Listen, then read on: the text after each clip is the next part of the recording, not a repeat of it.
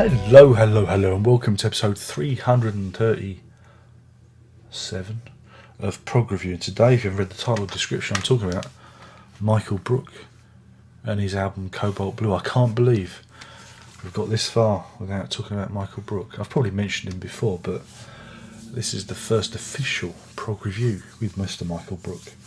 For those of you who don't know, he's a Canadian guitarist. He's worked with many different people. I think he got his first break with Martha and the Muffins, I do believe. Echo Beach, do you remember that? No, I don't think he played on that.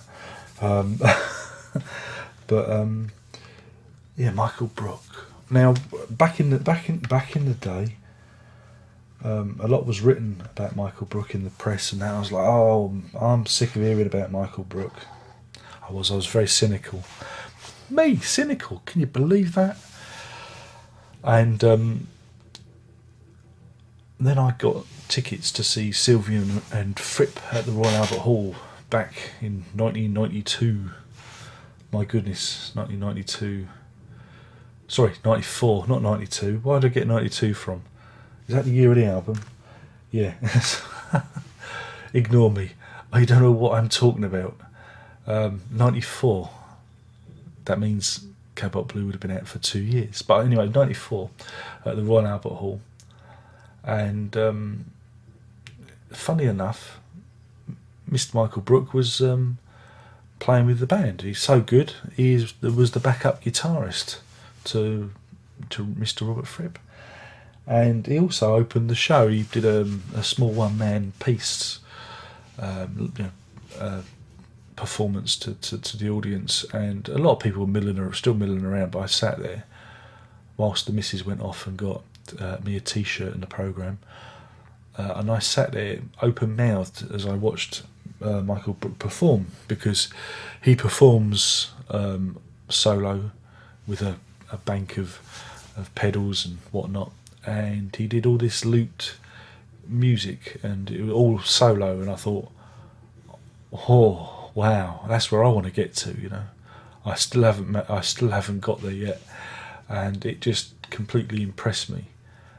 And so then I went off and I explored his back catalogue, and his first proper official solo record is this one. So it's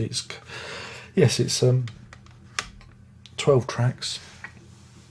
Like I said, released back in 1992 on the 4AD label. I do have this on vinyl, but I thought I'd show you the CD. It's completely an instrumental album. You've got to like your guitars. You've got to like a certain minimalist instrumental kind of music. So if you're in with the Enos, you're gonna like it. Not so much the Fripps, but if you're in with the Enos, because Eno does help out on the album. But if you like Eno, Lanois, Apollo, Michael Brook, there you go. Yeah, you'll get a lot out of it. Like I said, it's instrumental music, guitar based, looped in places. You hear loops building up and dying out. Almost world music. Trying to think what else to say about it. It's very difficult to talk. This is why I hate talking about instrumental music sometimes. It's very difficult, because especially albums that mean a lot to me. You know, I often just run out of things to say. Yeah, I mean, it's not a perfect album, and no album is. There are bits that you think, oh, it's a bit slow, but then some days I enjoy those bits and some days I don't. That's what I like about the album. It's almost sometimes almost like you listen to a different album. It's that kind of music. It doesn't always sound the same. It's weird like that. So yeah, I mean, I really like Michael Brook, and I've liked majority of the stuff he's done. Now he does a lot of work in film scores. Probably the most notable one he did was Into the Wild, a great film. I love that film. That's a great film score. But looking at his page, he's done He had music appearing in Heat. I don't know if you remember that film. Being Albert, Alligator, Affliction, Mission Impossible 2, Black Hawk Down, Inconvenient Truth. He did the soundtrack to. The Fighter. I'm just doing the ones that you might have heard of. The Perks of Being a Wallflower. I actually got that one off of iTunes. There's 2 soundtracks to that. There's one which has all the songs, the pop songs on, and there's the one that actually has the Michael Brook instrumental stuff. And I actually had that on iTunes, and it was quite nice. You can't get it on CD, unfortunately. So yeah, he does more soundtracks now because the music doesn't pay. But yeah, this album is just, it's an amazing record. And it shows you what you can do with a guitar and various looping equipment. I'd say it's probably one of the ultimate melodic looping albums, because there is a great lot of melody running through it. You know, from the opening of Shona Bridge to Breakdown, you know, it just flows.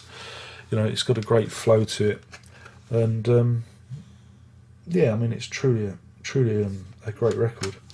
I'm going to talk about, just to make it really interesting, I'm going to talk about another record, so I can do 2 at once. He also released this. I don't know what year this was out. Yeah, this was 92 as well. This is Live at the Aquarium. This was supposedly a limited edition release. I got this with a token that my brother-in-law gave me back in the day. Yes, and again, it's Michael Brook doing 7 tracks from the album, but again, it's all live at the London Zoo Aquarium on 21st of May 1992. So yeah, it's a really interesting album because you hear it all in a live context, very much how you hear it on the record. And then you get this. This is a bootleg called Shona. This is from the whole. Which festival is it? It was a festival. Oh dear, I've got the video of it somewhere. Lanzarote, I think it was. Yeah, Lanzarote Music Festival back in 1989. Rogerino played that. So did Laraji. And this is a bootleg. It's a bit hard to find now, but you get some tracks from Cobalt Blue and a couple of random pieces, but yeah, interesting enough. And then back in what year was this? He says, trying to read. They never print the years on these things anymore. You going to tell me? No, you're not going to tell me. We'll have to just pretend. I don't know what year this was, but what they did is they packaged Live at the Aquarium and Cobalt Blue together in one CD on the 4AD label. So you CDs. See, so you got it. You got the 2-for-1 jobby, and so that's the whole Cobalt Blue period covered. Again, if you pick up Live at the Aquarium or Cobalt Blue, you're basically getting a similar. You'll know they're a good companion to each other. The stuff he's done afterwards has been a bit different. As you all know, one of my favourite albums is Night Song, where he performed with Nusrat Fateh Ali Khan and, of course, Must Must. Funny enough, I forget Must Must was released in 1990 before Cobalt Blue. So I always think it comes afterwards in my mind. It's funny that way. But yeah, some of the other stuff he's done has been quite different. Did an album with Hugh Srivanas featuring Trey Gunn. Hugh Srivanas was a mandolin player from India or Pakistan, one of those 2 places. I'm not too sure. I don't have the disc to hand. He died last year, quite young, and that's an interesting record. And then you've got the work he did with Djavan Gasparin, the Armenian duduk player. Again, it's I like the way they merges the modern with the old. You get a new kind of music. And then assemblies. He goes to Africa with the Ukwe Zawozi, the late Ukwe. The Zawozi brothers have both died since that. It's almost like he's got the kiss of death as old Michael Brook, but that's Brook doing the African part of the journey. 2006 we had Rock Paper Scissors, and which is his like return as a solo artist. But I'll talk about that another time, because that and Bell Curve is a very interesting combination. But I'll do them another time. I want to do this because a lot of people complain that my reviews are too negative, and I do negative reviews all the time. So I thought I'd do a more positive one of an album I actually love. But if you haven't discovered Cobalt Blue and Michael Brook, you're missing out. If you're a guitarist and you like experimental guitar, do check it out. Do check out Michael Brook, and you will. I guarantee you will fall in love. You'll go, how does he do all this? How does he do it? Because his work is very good, and again, his soundtrack work is very. He brings interesting things to his soundtrack works too. So,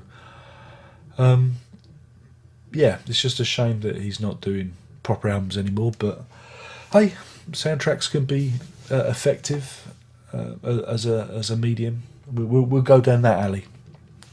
So yeah, hopefully this has been interesting and informative for you. I shall sign off now. I've been talking about Cobalt Blue in loosest terms. In terms of a rating, I'm going to give this. I want to give it a 5, but I'm going to hold one back because